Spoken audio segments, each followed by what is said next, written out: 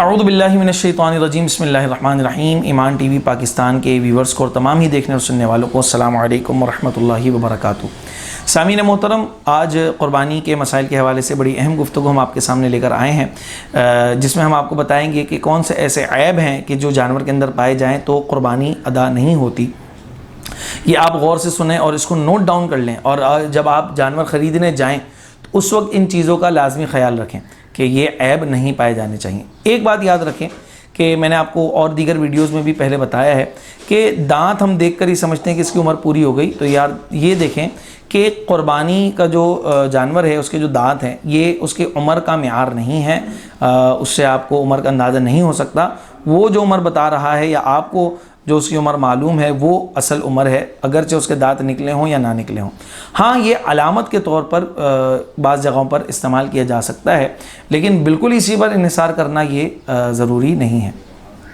تو دیکھیں کون سے ایسے عیب ہیں، تو اس میں سب سے پہلے یہ سمجھ لیں کہ دو قسم کے عیب ہوتے ہیں، ایک ہوتا ہے عیب قلیل اور ایک ہوتا ہے عیب کثیر۔ یعنی ایک ہوگا کم عیب، چھوٹا عیب جس کو اگنور کیا جا سکتا ہے، جو نیگلیجبل ہے، جس کو جو ہے وہ رد کیا جا سکتا ہے، اس کے ہونے پر بھی قربانی ادا ہو جائے گی۔ لیکن کچھ ایسے عیب ہوتے ہیں کہ جو اگر پائے گئے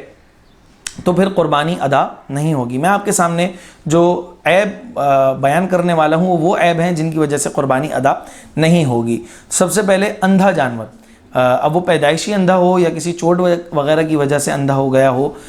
تو ایسے جانور کی قربانی نہیں ہے۔ پھر اسی طرح کانا جانور، اتنا کانا جانور کہ اس کا کانا پن بہت زیادہ ظاہر ہوتا ہو۔ پھر اسی طرح لنگڑا جانور ایسا لنگڑا کہ وہ اپنی جو قربان گاہ ہے وہاں تک چل کر نہ جا سکتا ہو، یا اتنا لاغر ہو، اتنا زیادہ بیمار ہو کہ وہ قربان گاہ تک نہ جا سکتا ہو، تو ایسے جانور کی بھی قربانی جائز نہیں ہے۔ پھر اسی طرح اس کی ہڈیوں میں سے بالکل گودا ختم ہو گیا، بالکل نڈھال اور لاچار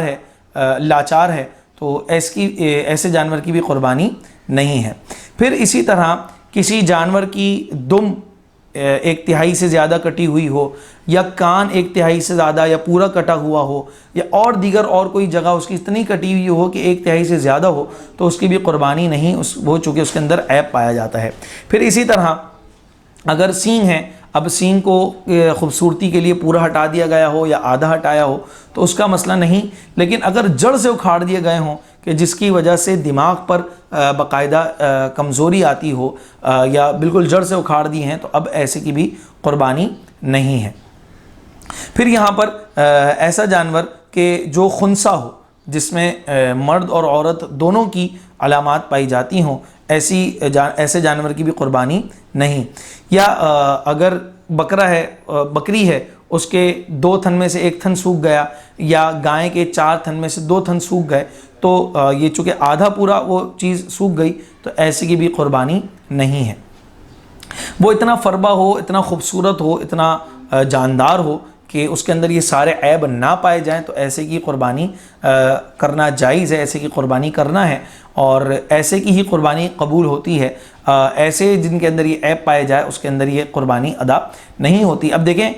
نیتوں کا جو حال ہے، نیتوں کا جو معاملہ ہے، وہ رب تبارک و تعالی ہی بہتر جانتا ہے۔ البتہ یہاں پر آپ نے خوبصورت جانور ہی پسند کرنا ہے، خوبصورت جانور ہی لے کر آنا ہے جس کے اندر کوئی عیب نہ پایا جائے۔ اور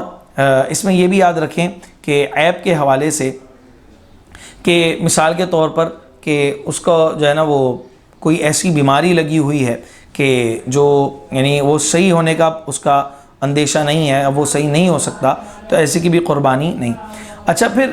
ایسا جانور جو مثال کے طور پر آپ لے کر آئے، جب خریدا تھا تب بالکل صحیح تھا، لاتے وقت کوئی اتنی اس کے اوپر چوٹ آ گئی، ایسی کمزوری آ گئی کہ اب لانے کے بعد وہ عیب دار ہو گیا، تو یاد رکھیں کہ اگر کوئی فقیر ایسا خرید کر لایا تھا جانور، وہ بس اللہ کی راہ میں قربان کرنے کے لیے جانور لے کر آ گیا، اس پر قربانی واجب نہیں تھی، تو اس کے لیے نیا جانور خریدنا ضروری نہیں، اسی جانور سے اس کی قربانی ادا ہو جائے گی۔ لیکن اگر کوئی مالدار ہے،